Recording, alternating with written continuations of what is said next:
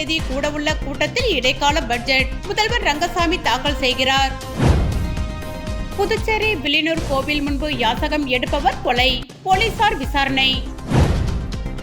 சட்டப்பேரவையை முற்றுகையிட முயன்ற ஒப்பந்த ஆசிரியர்கள், போலீசார் ஆசிரியர்கள் இடையே தள்ளுமுள்ளு. நிரந்தரம் செய்ய வலியுறுத்தி ஒப்பந்த ஆசிரியர்கள் சட்டசபை முற்றுகை மற்றும் சிறை நிரப்பும் போராட்டம். புதுவை பள்ளி கல்வித்துறையில் சட்ட விதிகளுக்கு உட்பட்டு நியமன விதிகளை பின்பற்றி நியமிக்கப்பட்ட 292 கௌரவ விரிவுரையாளர்கள், பட்டதாரி ஆசிரியர்கள் மற்றும் பாலசேவிக்க ஆசிரியர்கள் கடந்த 4 முதல் 6 ஆண்டுகளாக ஒப்பந்த ஆசிரியர்களாக தொடர்ந்து பணிபுரிந்து வருகிறார்கள். கடந்த 2021ஆம் ஆண்டு நடைபெற்ற சட்டமன்ற தேர்தலில் பாரதிய ஜனதா கட்சி தன்னுடைய தேர்தல் அறிக்கையில் தற்காலிக ஆசிரியர்கள் அனைவரையும் பணி நிரந்தரம் செய்யப்படுவர் என்று வாக்குறுதி தந்தது. மேலும் கடந்த 2025ஆம் ஆண்டு மார்ச் 25ஆம் தேதி புதுவை சட்டசபையில் கல்வித்துறை அமைச்சர் நமச்சிவாயம் அவர்கள் ஒப்பந்த ஆசிரியர்கள் மற்றும் பாலசேவிக்க ஆசிரியர்கள் பணி நிரந்தரம் செய்யப்படுவர் என்று உறுதிமொழி அளித்தார். அந்த வாக்குறுதிகள் நிறைவேற்ற கோரி பலகட்ட பேச்சுவார்த்தைகள் மற்றும் பலகட்ட போராட்டங்களை இவர்கள் நடத்தி வந்தனர். ஆனால் இதுநாள் வரை பணி நிரந்தர ஆணை கிடைக்கப் பெறாததால் கடந்த 21/1/2026 புதன்கிழமை முதல் காத்திருப்பு போராட்டத்தை கல்வித்துறை வளாகத்தில் அனைத்து கௌரவ ஆசிரியர்களும் தொடங்கி தொடர்ச்சியாக 13 நாட்களாக கொட்டும் மழையும் பனியும் பொருள்படுத்தாமல் தொடர்ந்து நடத்தி வந்தனர். இதுவரை அரசாங்கத்திடமிருந்து எந்த ஒரு நடவடிக்கையும் எடுக்கப்படாததால் 14ஆம் நாளான இன்று செவ்வாய்க்கிழமை 200க்கும் மேற்பட்ட ஒப்பந்த ஆசிரியர்கள் மாதா கோவிலில் இருந்து சட்டசபை நோக்கி பேரணியாக சென்று முற்றுகை மற்றும் சிறை நிரப்பும் போராட்டத்தில் ஈடுபட்டனர். இப்போராட்டத்தை புதுச்சேரி அரசு ஊழியர் சங்கங்களின் கூட்டமைப்பு கௌரவ தலைவர் சேஷாச்சலம் அவர்கள் தொடங்கி வைத்தார். கூட்டமைப்பின் தலைவர் பாலகுமார் மற்றும் சங்க பிரதிநிதிகள் வாழ்த்தி பேசினர். புதுச்சேரி வில்லியனூர் கோவில் முன்பு யாசகம் எடுப்பவர் கொலை செய்யப்பட்ட சம்பவம் குறித்து போலீசார் விசாரணை நடத்தி வருகின்றனர். புதுச்சேரி வில்லியனூரில் உள்ள ஸ்ரீ காசி விஸ்வநாதர் ஆலயத்தில் வாசலில் யாசகர் ஒருவர் ரத்த வெள்ளத்தில் இறந்து கிடந்ததை பார்த்து கோவில் நிர்வாகத்தினர் வில்லியனூர் போலீசாருக்கு தகவல் தெரிவித்தனர்.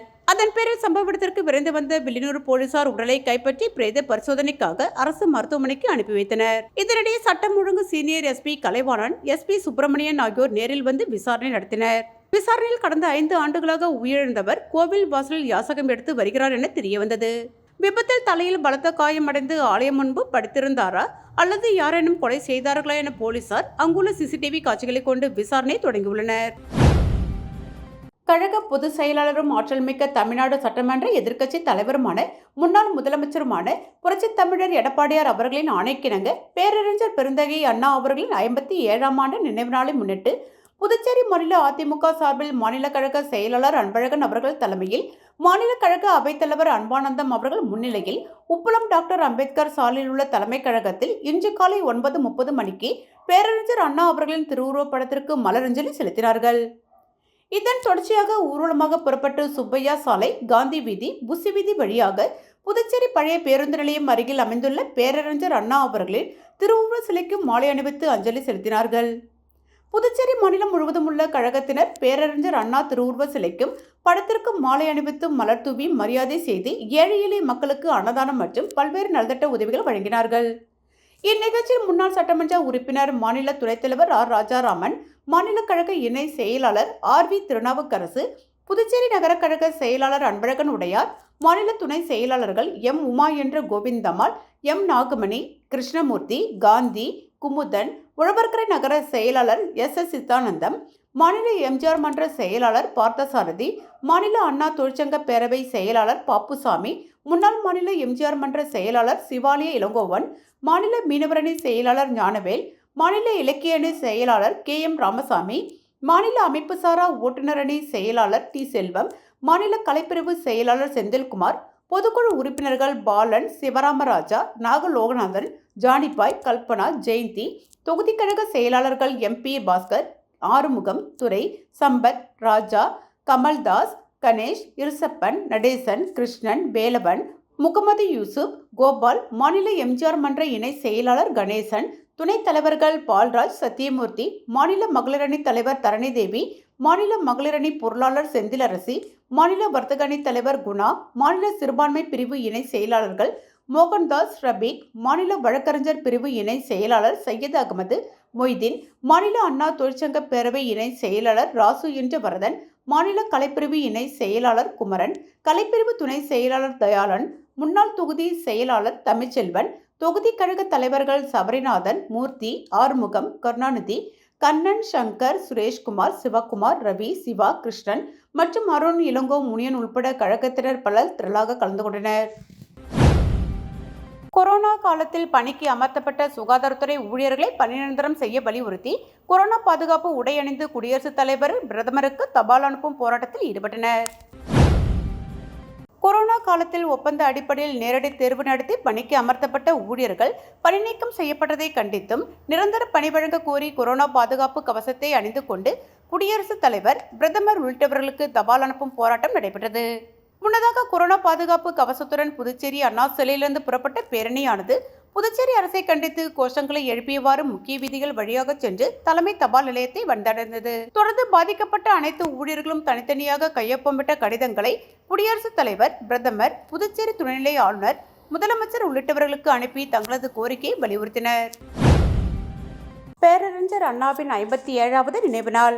ஜெகத்ரட்சன் எம்பி அமைப்பாளர் சிவா தலைமையில் திமுகவினர் அமைதி பேரணியாக சென்று மரியாதை. பேரறிஞர் அண்ணா அவர்களின் 57வது நினைவு தினத்தை ஒட்டி புதுச்சேரி மாநில திமுக சார்பில் அண்ணா சிலைக்கு மாலை அணிவித்து மரியாதை செலுத்தப்பட்டது. முன்னதாக இன்று காலை 9 மணிக்கு 1000க்கும் மேற்பட்ட திமுக நிர்வாகிகள் ஏஎஃப்டி திடலில் ஒன்று கூடி ஜெகத்ரட்சகன் எம்பி, மாநில கழக அமைப்பாளரும் சட்டமன்ற எதிர்க்கட்சி தலைவருமான சிவா ஆகியோர் தலைமையில் அமைதி ஊர்வலமாக சென்று ஓதியஞ்சாலையில் உள்ள பேரறிஞர் அண்ணா அவர்களின் திருவுருவ சிலைக்கு மாலை அணிவித்தும் அலங்கரித்து வைக்கப்பட்டிருந்த அவரது திருவுருவப் படத்திற்கு மலர் தூவி மரியாதை செலுத்தினார்கள்.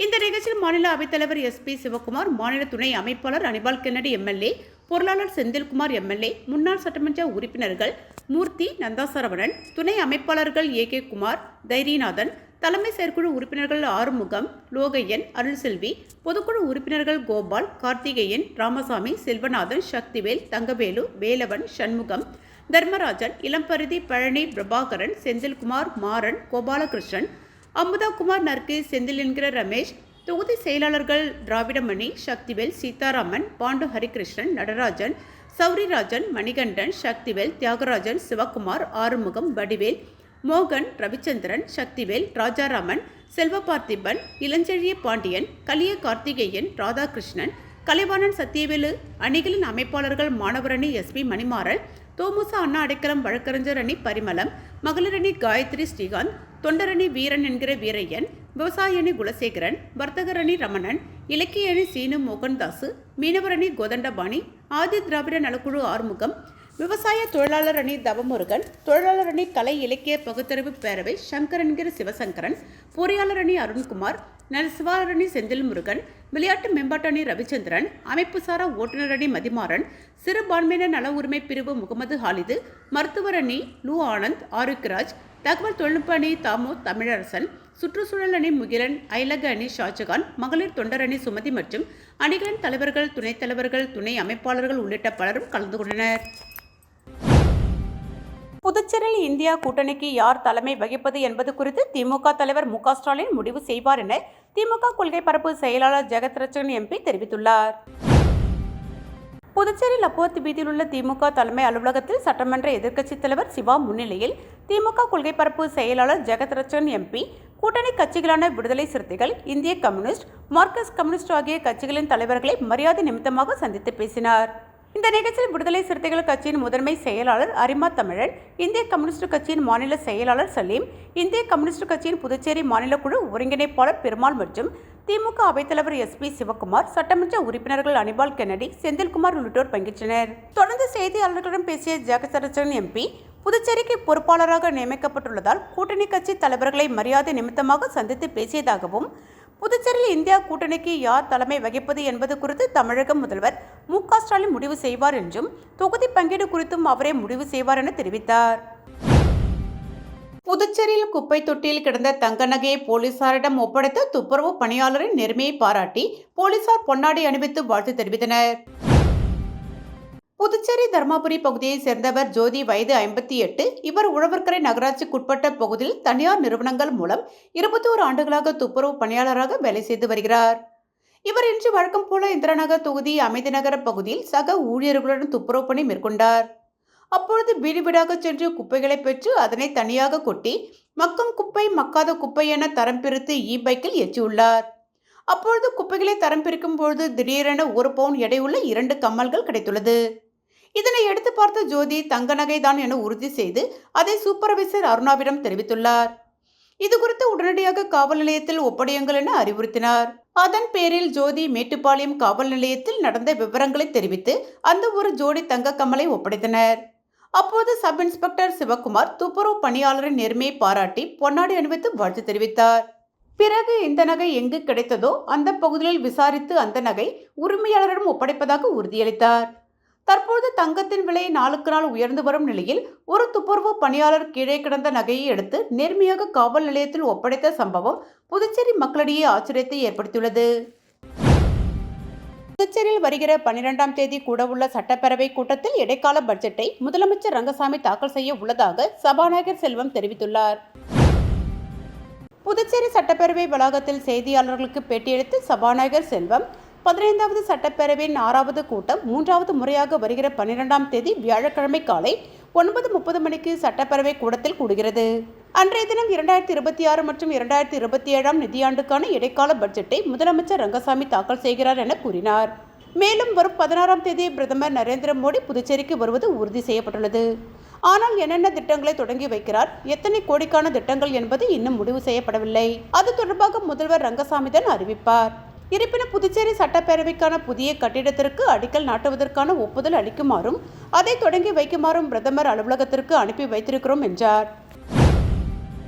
கரூர் மாவட்டம் கிருஷ்ணாபுரத்தில் கல்குவாரி சம்பந்தமாக செய்தி சேகரிக்க சென்ற செய்தியாளரை தாக்கியவர்கள் மீது நடவடிக்கை எடுக்க வேண்டிய கள்ளக்குறிச்சி மாவட்டம் தென்னிந்திய பத்திரிகையாளர்கள் யூனியன் சார்பில் கண்டன ஆர்ப்பாட்டம் நடைபெற்றது.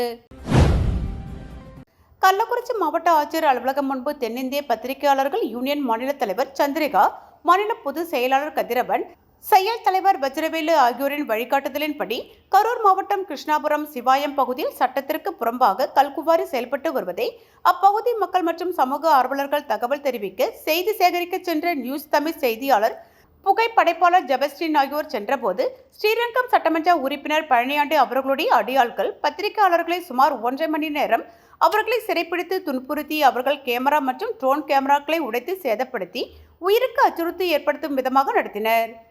இந்நிலையில் தகவல் கிடைத்தவுடன் போலீசார் அங்கு சென்று கல்குவாரில் இருந்தவர்களை மீட்டு திருச்சி மருத்துவமனைக்கு சிகிச்சைக்காக அனுமதிக்கப்பட்டு சிகிச்சை பெற்று வருகின்றனர்.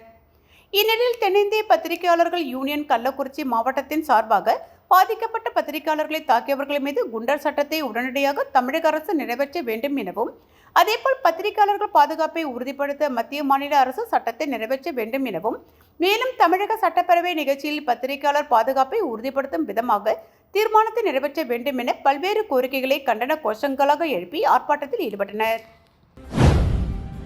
புதுவை தமிழ்ச்சங்க தலைவர் முத்து அவர்களின் தலைமையில் 20 இணையர்களுக்கு விருதுகள் வழங்கப்பட்டது. கலாம் விதைகளின் விருட்சம் சமூக இயக்கம் ஒருங்கிணைந்து நடத்திய 4ஆம் ஆண்டு சிறந்த அன்பின் இணையர் விருது வழங்கும் விழா 1/2/2026 அன்று மாலை புதுவை தமிழ்ச்சங்கத்தில் நடைபெற்றது. புதுவை தமிழ்ச்சங்க தலைவர் கலைமாமணி முனைவர் முத்து, கிருஷ்ணவேணி அம்மையப்பர் நிகழ்ச்சிக்கு தலைமையேற்று அவர்களின் பொற்கரங்களால் விருதுகள் வழங்கினார்கள். நிகழ்ச்சியில் 20 தம்பதிகளுக்கு ஆக சிறந்த அன்பின் இணையர் என்கின்ற விருதுகள் வழங்கப்பட்டது. கலாம் விதைகளின் விருட்சம் சமூக இயக்கத்தின் நிறுவன தலைவர் ராஜா, முனைவர் ரேகா நிகழ்ச்சிக்கான ஏற்பாடுகளை செய்து நோக்கப்புரை ஆற்றினார்கள். முப்படை முன்னாள் ராணுவ வீரர்கள் மற்றும் வீர தாய்மார்கள் நலசங்கத்தின் நிறுவனர் சார்ஜன்ட் மோகன் அவர்கள் சிறப்பு அழைப்பாளராக கலந்து கொண்டார். புதுவை அருங்காட்சியகம் நிறுவனர் அறிவன் அவர்கள் வாழ்த்துரை வழங்கினார். முதியோர் இல்லம் நிறுவனர் கலைவாணி, இயற்கை ஆர்வலர் ஹேமலதா ஆகியோர் நிகழ்ச்சிக்கு முன்னிலை வகித்தார்கள். தட்சஷீலா பல்கலைக்கழகம் தமிழ்துறை உதவி பேராசிரியர் முனைவர் சாந்தி வரவேற்புரை வழங்கினார். நெம்மேலி அரசு கலை மற்றும் அறிவியல் கல்லூரி தமிழ்துறை உதவி பேராசிரியர் முனைவர் தேவி நிகழ்ச்சி நெறியாள்கள் செய்தார். முதுகலை தமிழ் மாணவி ராஜேஸ்வரி நன்றியுரை வழங்கினார். நிகழ்ச்சியில் பெருந்திரளாக விருதாளர்கள், பெரியோர்கள், மாணவர்கள் பங்கேற்றனர். நிரந்தரம் செய்ய வலியுறுத்தி ஒப்பந்த ஆசிரியர்கள் சட்டசபை முற்றுகை மற்றும் சிறைநிரப்பும் போராட்டம். புதுவை பள்ளி கல்வித்துறையில் சட்ட விதிகளுக்கு உட்பட்டு நியமன விதிகளை பின்பற்றி நியமிக்கப்பட்ட 292 கௌரவ விரிவுரையாளர்கள், பட்டதாரி ஆசிரியர்கள் மற்றும் பாலசேவிக்க ஆசிரியர்கள் கடந்த 4 முதல் 6 ஆண்டுகளாக ஒப்பந்த ஆசிரியர்களாக தொடர்ந்து பணிபுரிந்து வருகிறார்கள். கடந்த 2021ஆம் ஆண்டு நடைபெற்ற சட்டமன்ற தேர்தலில் பாரதிய ஜனதா கட்சி தன்னுடைய தேர்தல் அறிக்கையில் தற்காலிக ஆசிரியர்கள் அனைவரையும் பணி நிரந்தரம் செய்யப்படுவர் என்று வாக்குறுதி தந்தது. மேலும் கடந்த 2025ஆம் ஆண்டு மார்ச் 25ஆம் தேதி புதுவை சட்டசபையில் கல்வித்துறை அமைச்சர் நமச்சிவாயம் அவர்கள் ஒப்பந்த ஆசிரியர்கள் மற்றும் பாலசேவிக்கு ஆசிரியர்கள் பணி நிரந்தரம் செய்யப்படுவர் என்று உறுதிமொழி அளித்தார். அந்த வாக்குறுதிகள் நிறைவேற்ற கோரி பலகட்ட பேச்சுவார்த்தைகள் மற்றும் பலகட்ட போராட்டங்களை இவர்கள் நடத்தி வந்தனர். ஆனால் இதுநாள் வரை பணி நிரந்தர ஆணை கிடைக்கப் பெறாததால் கடந்த 21/1/2026 புதன்கிழமை முதல் காத்திருப்பு போராட்டத்தை கல்வித்துறை வளாகத்தில் அனைத்து கௌரவ ஆசிரியர்களும் தொடங்கி தொடர்ச்சியாக 13 நாட்களாக கொட்டும் மழையும் பனியும் பொருள்படுத்தாமல் தொடர்ந்து நடத்தி வந்தனர். இதுவரை அரசாங்கத்திடமிருந்து எந்த ஒரு நடவடிக்கையும் எடுக்கப்படாததால் 14ஆம் நாளான இன்று செவ்வாய்க்கிழமை 200க்கும் மேற்பட்ட ஒப்பந்த ஆசிரியர்கள் மாதா கோவிலில் இருந்து சட்டசபை நோக்கி பேரணியாக சென்று முற்றுகை மற்றும் சிறைநிரப்பும் போராட்டத்தில் ஈடுபட்டனர். இப்போராட்டத்தை புதுச்சேரி அரசு ஊழியர் சங்கங்களின் கூட்டமைப்பு கௌரவ தலைவர் சேஷாச்சலம் அவர்கள் தொடங்கி வைத்தார். கூட்டமைப்பின் தலைவர் பாலகுமார் மற்றும் சங்க பிரதிநிதிகள் வாழ்த்தி பேசினர். தமிழக வெற்றி கழகத்தின் 3ஆம் ஆண்டு தொடக்க விழாவை முன்னிட்டு 1000 பேருக்கு இலவசமாக தேநீர் வழங்கி கொண்டாட்டம். தமிழக வெற்றி கழகத்தின் 3ஆம் ஆண்டு தொடக்க விழாவை முன்னிட்டு தமிழ்நாடு முழுவதும் உள்ள தொண்டர்கள் பல்வேறு நலத்திட்ட உதவிகள் வழங்கியும் பல்வேறு தொகுதிகளில் தமிழக வெற்றி கழக கொடிகள் ஏற்றப்பட்டு இனிப்புகள் வழங்கியும் கொண்டாடினார்கள். அந்த வகையில் புதுச்சேரி அடுத்த தமிழக பகுதியான கோட்டக்குப்பம் பகுதியில் தமிழக வெற்றி கழகத்தின் விழுப்புரம் மாவட்டம் செயற்குழு உறுப்பினர் கபாலி ஏற்பாட்டின் பேரில் 3ஆம் ஆண்டு தொடக்க விழாவை முன்னிட்டு தேநீர் விருந்துடன் விமர்சையாக கொண்டாடப்பட்டது.